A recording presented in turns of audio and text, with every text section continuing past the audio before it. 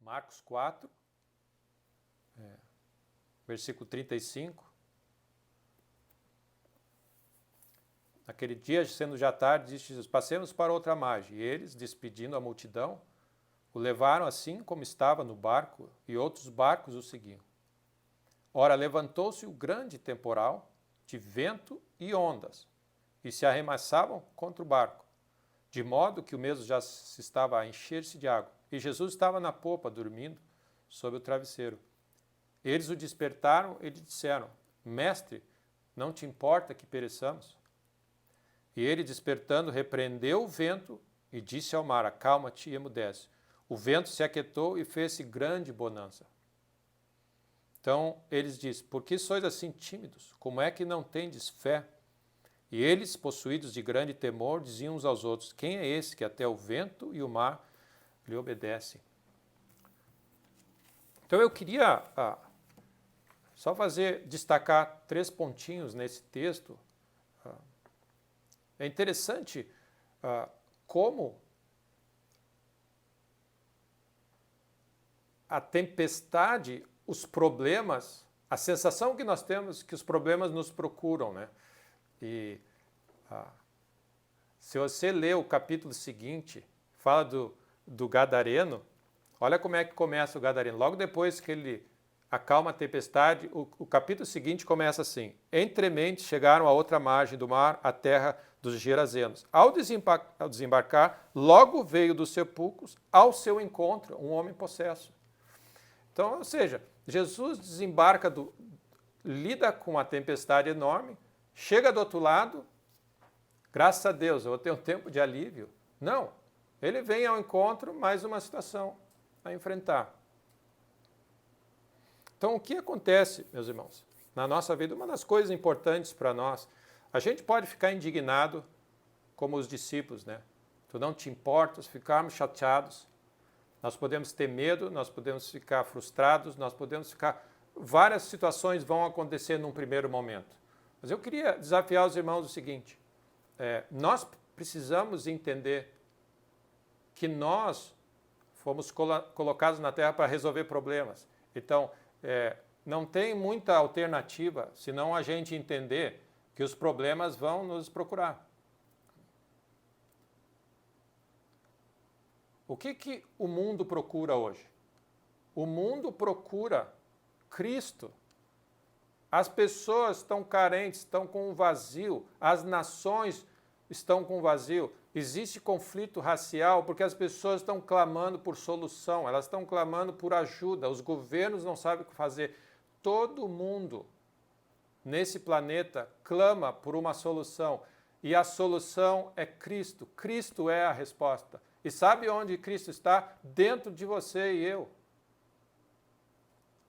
Essa é a questão que nós, eu creio que vamos ser despertados a entender que depois que passar esse momento de a gente ficar chateado, indignado e dizer que nós estamos sendo atacados e que Deus não nos importa conosco, nos deixou sozinhos, nós vamos acordar para a realidade e dizer assim: ei, talvez tenha alguma mensagem a mais disso aí.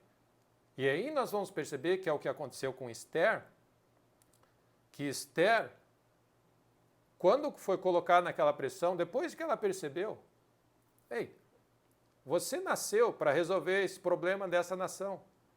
E por que a surpresa? Né? E eu gosto de um texto, eu vou ler, ele está em 1 Pedro 4.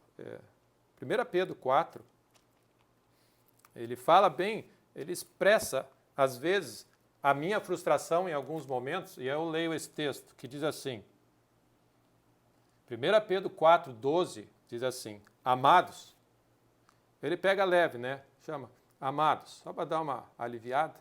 Ele diz assim: não estranheis o fogo ardente que surge no meio de vós, destinado a provar-vos como se alguma coisa extraordinária vos estivesse acontecendo. Pelo contrário, alegrai-vos.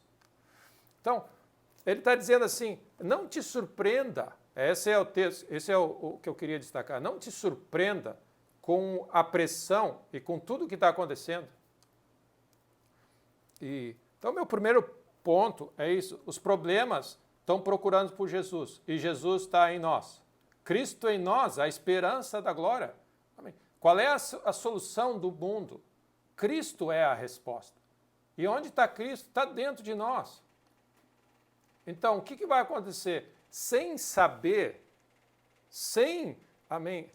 as pessoas entenderem essa lógica, os problemas que estão acontecendo no mundo vão chegar por perto de nós. E nós vamos chegar à conclusão seguinte, que nós vamos passar dessa fase de ir para Deus e clamar por ajuda e entender que nós somos o corpo de Cristo na terra agora. E nós fomos chamados para trazer a solução nesse momento.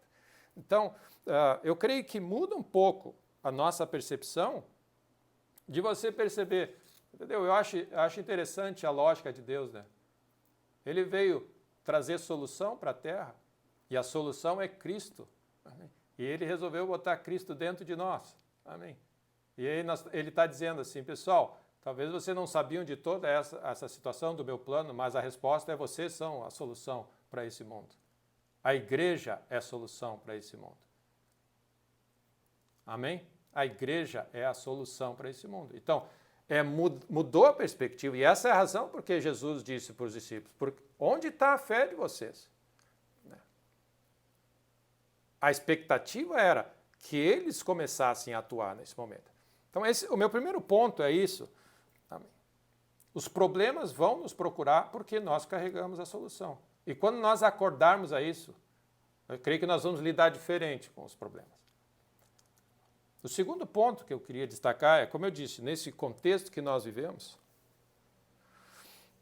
nós precisamos aprender a acordar Jesus no nosso barco. Amém. Vamos pensar o seguinte, nós somos o barco navegando nesse mundo, Jesus está dormindo lá dentro, e o que acontece? É por isso que a palavra de Deus diz, aviva o dom, porque muitas vezes o dom está dormindo dentro do nosso barco.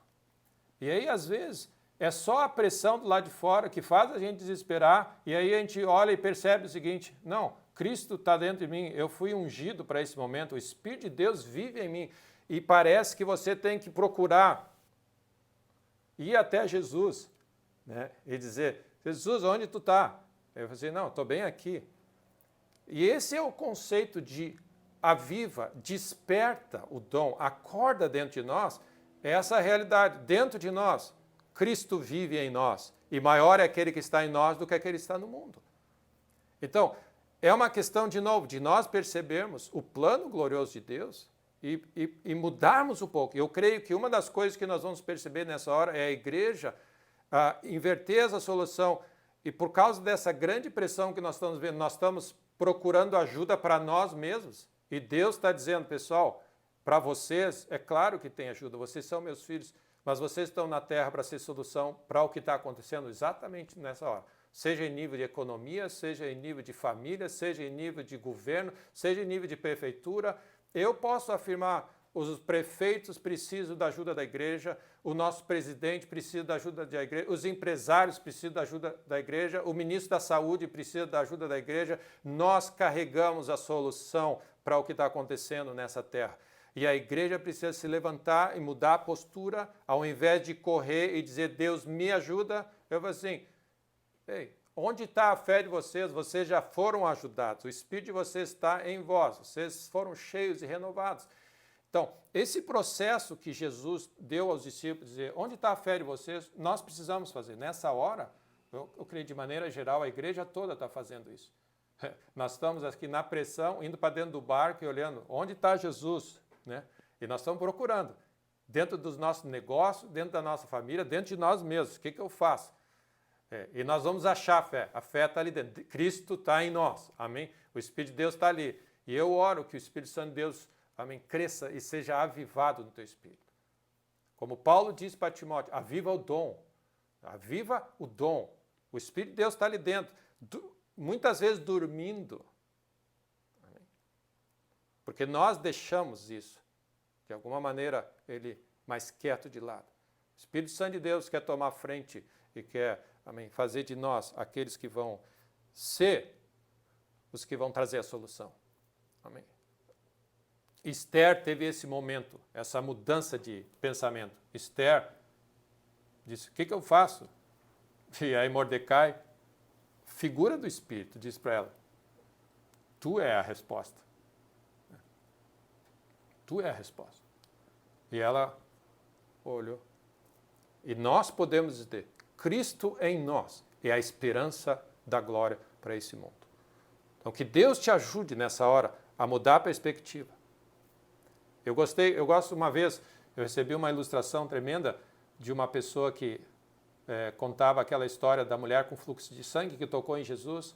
E a igreja se porta muitas vezes como essa mulher com fluxo de sangue que está sempre ali precisando, Senhor, eu preciso tocar nas tuas vestes, eu preciso ser curada. E nós ainda não percebemos que nós somos Jesus para o mundo, é o mundo que está tentando tocar nele e nós temos a solução. Nós ainda não mudamos a nossa lógica, nós somos o corpo de Cristo na terra. E nós temos que mudar a perspectiva e dizer, eu sou cura para as nações. Cristo em nós, amém? Esse rio de vida. Então, tem muito a ver com a nossa perspectiva de vida. E foi o que Jesus quis dizer para os discípulos. Onde está a fé de vocês? É vocês que têm que operar nessa hora e tomar autoridade sobre essa situação. E o terceiro ponto para a gente, para concluir, a Bíblia fala que Jesus fez duas coisas. Repreendeu o vento e falou para o mar. Duas coisas. Repreendeu o vento e falou para o mar para se acalmar. Ele liberou a paz. Né? Paz te acalma as ondas. Então é interessante que o que faz o mar ficar agitado é o vento, é a agitação dos ventos, a pressão atmosférica e a tempestade agita as águas. Então o que acontece? Nós também precisamos saber, no momento que nós vivemos e nós mudamos a nossa posição, tem coisas que nós devemos repreender e fazer oposição e tem coisas que nós temos que liberar a paz de Deus e trazer reconciliação. E esse talvez seja um dos grandes segredos da nossa vida. Então, dá para, se nós lemos ali em Marcos 4, diz assim, versículo 39 diz assim, Jesus despertando, repreendeu o vento e disse ao mar. Então ele atuou diferente com as duas coisas. Ele repreendeu a fonte, repreendeu o inimigo, repreendeu as obras das trevas. O espírito, no mundo espiritual, o vento fala sobre isso, é uma coisa invisível para nós. Ele repreendeu no mundo espiritual a fonte, o causadora do problema. E no mundo natural, o efeito desse problema estava na situação. Então, muito do que nós vamos ver hoje no nosso planeta é isso. O espírito anticristo e o inimigo têm semeado um monte de coisa e tem causado dano no mundo natural que nós vamos ter que saber trazer paz e cura no mundo natural e repreender o mundo espiritual. É um desafio para nós. Então, que Deus nos ajude a tomar posição nessa hora e nos unja com capacidade de discernimento, que no meio da tempestade que você está lidando, que você perceba aquilo que você tem que repreender e ser oposição firme. E aquilo que você tem que reconciliar e trazer reconciliação. Porque, na verdade, o que acontece? A tempestade veio até Jesus para se acalmar.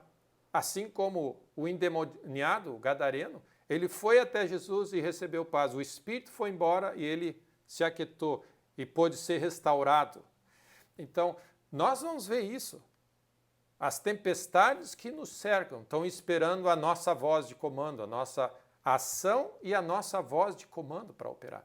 Então, que Deus nos dê a capacidade, nos dê a graça para lidarmos com os desafios que estão diante de nós. Amém? E para a gente concluir, falando dessa maneira como o inimigo opera, o meu último texto está em 2 Coríntios 2.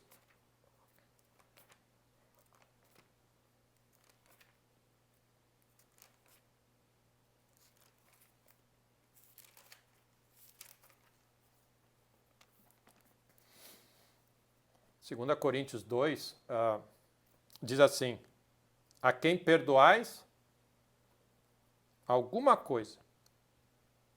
Existia uma situação de crise na igreja, lá em Corinto, e Paulo está instruindo, a quem perdoais alguma coisa, também eu perdoo. Porque de fato o que tenho perdoado, se alguma coisa tenho perdoado, por causa de vós o fiz na presença de Cristo. E aí por que ele diz isso?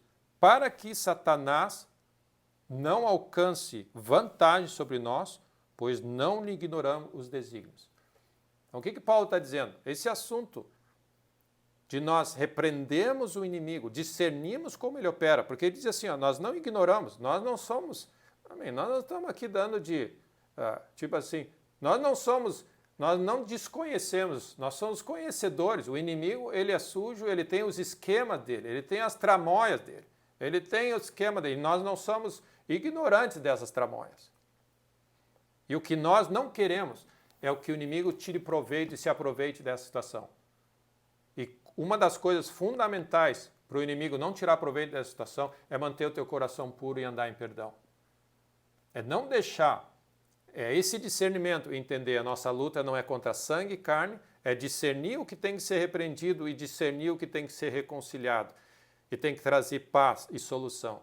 Então, as ondas e o mar têm que receber uma palavra de paz e de calma. Mas por trás de cena nós sabemos que aquele que atiça, o inimigo sabe que pouco tempo lhe resta, esse nós temos que atuar diferente e não ignorar o esquema dele. Porque o que ele quer, no momento que existe falta de perdão no nosso coração, ele põe um gancho em nós e ele põe uma brecha em nós, ele diz assim, agora eu tomei o coração, e ele começa a ganhar lugar e ele começa a tomar pé da nossa vida. E o que acontece? Ele ganha influência e poder sobre nós e nós perdemos a nossa influência nessa guerra. É uma guerra espiritual. Então, que Deus nos ajude. Mantenha o teu coração puro, amém? Anda em perdão e discerne esse momento importante e que o Senhor te unja nesse momento com a voz dele de autoridade, com a palavra dele, para falar a toda a tempestade que tem se levantado na tua vida específica. E eu declaro shalom de Deus, paz, meu irmão, nessas situações, em nome de Jesus. Em nome de Jesus.